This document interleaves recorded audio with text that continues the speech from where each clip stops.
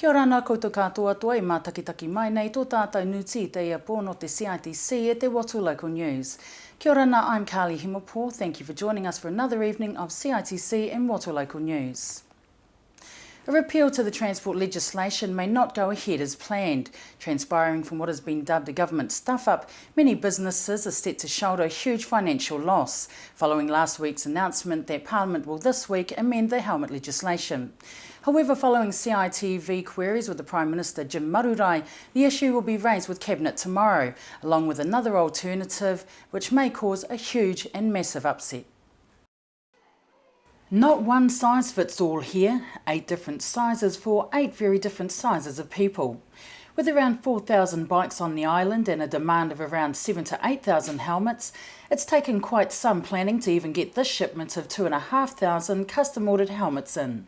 Because of the time frame, those numbers of helmets weren't in New Zealand, so they had to be bought special orders to get those numbers and also to get a decent price. People have brought in numbers of helmets purely and simply because of the legislation that came in. No business has invested perhaps as much as Motor Centre has, who for the last 3 months has planned to import these helmets from across the way, anticipating a piece of legislation that is expected to be repealed by the end of the week.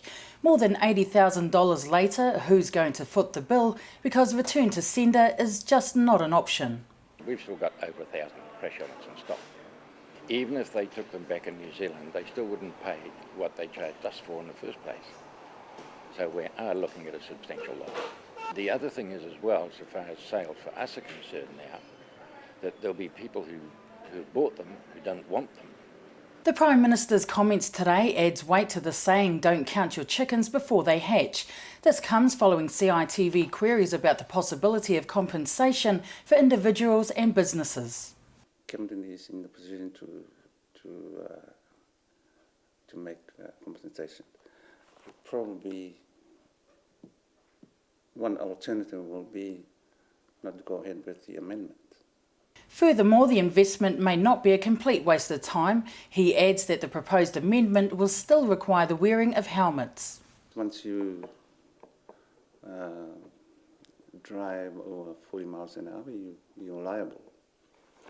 So I don't think it will be a total loss to the investment by some businesses. Other businesses, such as Polynesian Rentals Limited, who has invested $40,000 in new helmets, are also dismayed.